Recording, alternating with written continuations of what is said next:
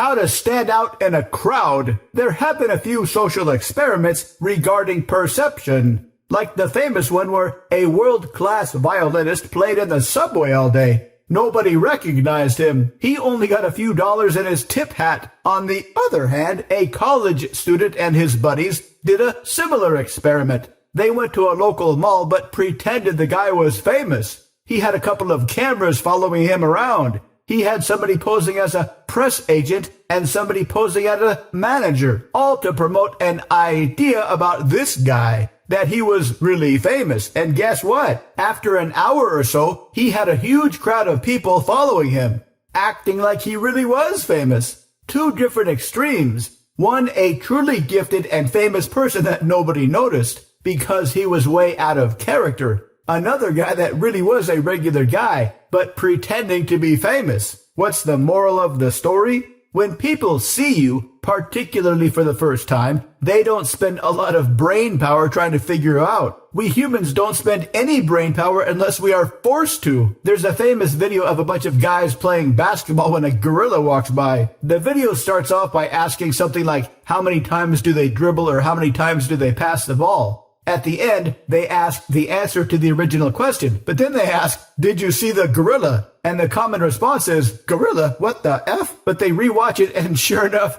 there's a gorilla walking by in the background. We humans are really, really lazy in our thinking. So unless you are outstandingly gorgeous or a world-famous A-list actor, nobody is going to notice you. We all love to believe we are so special inside that our inner specialness will radiate a kind of irresistible attraction. But it won't. Unless you do the work of getting noticed, nobody is going to notice you. But as these experiments show, it's pretty easy. If you deliberately want to project charisma, fame, and magnetism, you can. If you want to hide on the wall hoping nobody notices you, you can.